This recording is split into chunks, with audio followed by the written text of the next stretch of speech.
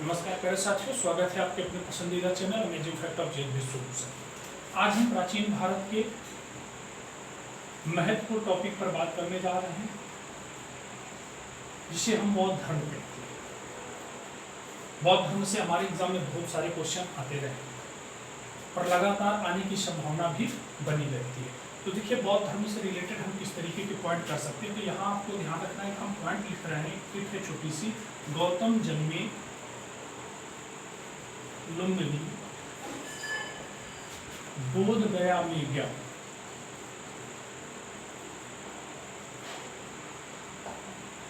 सारनाथ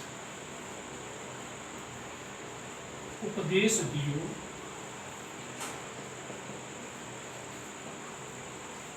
कुशीनगर में प्राप्त। एक छोटा सा पॉइंट यहाँ पे ले लीजिए, ठीक है। एक छोटी सी ट्रिक है, बस आपको 2-3 बार रिपीट करना है और आपके एग्जाम से 4 क्वेश्चन क्लियर हो। देखिए, कई बार क्वेश्चन आ जाता है कि गौतम बुद्ध का जन्म कहाँ हुआ।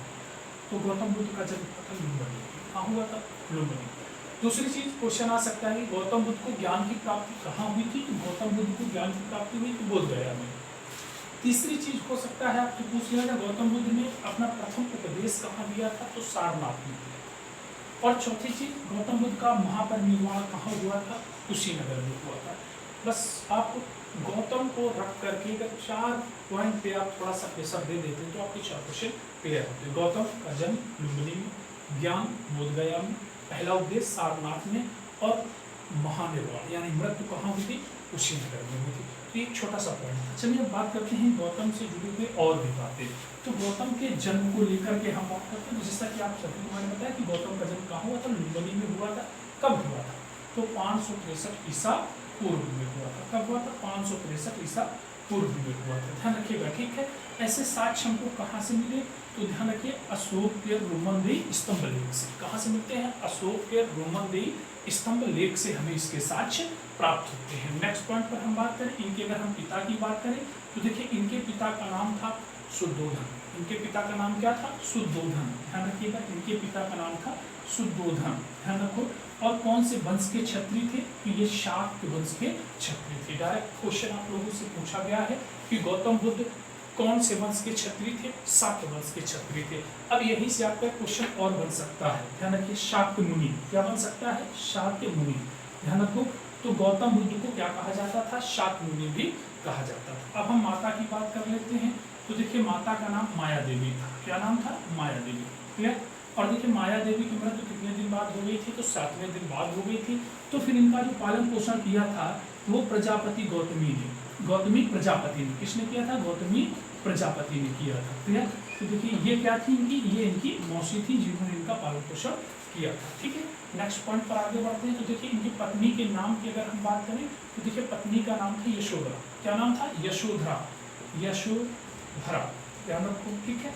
और आपको मैं ये भी बता दूं थोड़ा सा पॉइंट आगे, और बुद्ध चरित्र में इनको गोपा या हम कह सकते हैं भद्रकच्छा, गोपा या भद्रकच्छा के नाम से भी जाना जाता है। अब हम इनके पुत्र की बात कर लेते हैं। तो देखिए, इनके पुत्र का नाम है राहुल। क्या नाम है? इनके पुत्र का नाम है राहुल।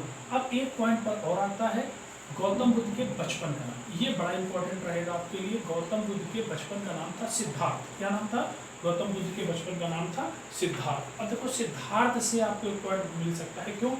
महावीर स्वामी के पिता का नाम सिद्धार्थ और इधर गौतम बुद्ध के बचपन का नाम सिद्धार्थ था। तो ये इतनी सारी चीजें हमारी क्या हो जाती हैं? कवर हो जाती है। जैसा कि आप सभी लोगों को मालूम है कि गौतम बुद्ध के जन्म के पहले से ही भविष्यवाणियां की जा रही थी, और उन भविष्यवाणियों को ध्यान में रखते हुए राजा शुद्धोधन ने हर तरीके का सुखमय वातावरण अपने महलों में बिठा रखा था। तो देखिए, इसके बावजूद भी गौतम बुद्ध ने संन्यास धारण कर लिया। ऐसे वो कौन से दृश्य थे जिनको देख करके गौतम बुद्ध का मन विचलित हुआ था? ध्यान रखिएगा। तो 4 वो दृश्य थे, वो 4 आर्य दृश्य थे जिन्हें देख करके गौतम बुद्ध का मन विचलित हुआ था। पहला तो एक व्यक्ति था वृद्ध। ध्यान रखिए, तो वृद्ध व्यक्ति को देख करके, और दूसरा जो था वो था बीमार, एक बीमार व्यक्ति को देख करके, और जो तीसरा था वो था मृत व्यक्ति को देख करके गौतम बुद्ध के मन में विकृति उत्पन्न हो गई। और एक चौथा इन्होंने देखा था, और वो था सन्यासी। क्या था? सन्यासी। ध्यान रखिए। तो ये तीनों ही किसी न किसी कारणवश से अब वृद्ध को देखा जाए तो जरा अवस्था किसी की सुख में नहीं होती, सबको मतलब बीमार व्यक्ति में बहुत सारे रोग हो सकते हैं या बहुत सारी वेदना हो सकती है। अब मृत्यु के बाद लोग पीछे विलाप कर रहे थे, जो कि एक दुख का ही कारण था। तो इन तीनों दृश्यों से गौतम बुद्ध का मन बहुत ज्यादा विचलित हुआ और अंतिम जो दृश्य इनका था वो था सन्यासी का, और सन्यासी था प्रसन्न मुद्रा में, यानी सांसारिक भवबाधा से दूर होने के कारण ही ये सन्यासी कैसा था, प्रसन्न था। गौतम बुद्ध के मन में ये बात बैठ गई, ध्यान रखिएगा, ठीक है। तो ये पॉइंट क्लियर हमारा यहाँ से हो जाता है। अब हम थोड़ा सा आगे और चलते हैं। देखिए, तो ये चारों दृश्य आपको याद रखनी, ठीक है। अब जिस समय इन्होंने घर छोड़ा था उस समय इनकी आयु कितनी थी, तो गौतम बुद्ध की आयु थी 29 वर्ष। देखिए 29 वर्ष की अवस्था में गौतम बुद्ध ने गृह त्याग दिया था। तो गृह त्यागने के लिए बौद्ध धर्म में एक शब्द आता है, गृह त्यागने के लिए बौद्ध धर्म में एक शब्द आता है महाभिनिष्क्रमण, ध्यान रखिएगा, महाभिनिष्क्रमण। क्लियर, ये पॉइंट आपके लिए बड़ा इंपॉर्टेंट रहेगा, ठीक है। गौतम बुद्ध ने महाभिनिष्क्रमण कौन से वर्ष में किया था, तो 29वें वर्ष में महाभिनिष्क्रमण किया था, यानी अपने घर से ये निकल गए थे। कब, 29 वर्ष में। अब देखिए राजगृह यानी मगध, राजगृह आपको याद रखना है, ठीक है। मगध की राजधानी थी 16 महाजनपदों में। तो राजगृह के नजदीक ही इनकी एक मुलाकात हुई थी अलार कलाम नाम के व्यक्ति से, अलार कलाम नाम के व्यक्ति से। अब ये अलार कलाम जो थे, इन्होंने सांख्य दर्शन की शिक्षा, किसकी शिक्षा, सांख्य दर्शन की शिक्षा किसको दी थी, गौतम बुद्ध को दी थी, ध्यान रखना, ठीक है। सांख्य दर्शन का प्रतिपादन किसने किया था, तो कपिल मुनि ने किया था। सांख्य दर्शन का प्रतिपादन किसने किया था, कपिल मुनि ने किया था। यहाँ तक ये हमारे बिंदु क्या होते हैं, कंप्लीट हो जाते हैं। अब हम थोड़ा सा आगे और बढ़ने की बात करते हैं। तो देखिए यहाँ ज्ञान प्राप्ति की जब हम बात करेंगे तो सबसे पहले आप लोगों को एक चीज बता दूं कि ज्ञान प्राप्ति के लिए गौतम बुद्ध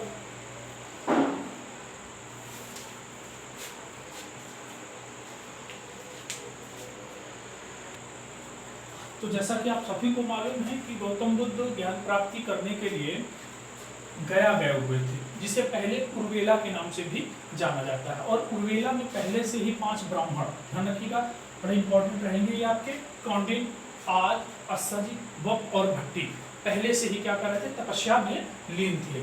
यहाँ पर एक और दृश्य आ जाता है, बस यही से पॉइंट आपको ध्यान रखना है कि क्या बौद्ध धर्म जात पात को मानता था, नहीं, बौद्ध धर्म जात पात को नहीं मानता था। तो आपको ध्यान रखना है कि यहाँ पर सुजाता नाम की लड़की के हाथ से भोजन ग्रहण कर लेने से ये 5 ब्राह्मण इन्हें छोड़कर चले गए थे, ध्यान रखिएगा, ये 5 ब्राह्मण इनको छोड़कर चले गए थे, ठीक है। अब थोड़ा सा आगे हम लोग बढ़ते हैं। तो जहाँ पर इन्होंने ध्यान लगाया था या जहाँ पर इनको ज्ञान प्राप्त हुई थी, कौन सी नदी का तट था, तो इसे हम निरंजना नदी कहते हैं, निरंजना नदी का तट था।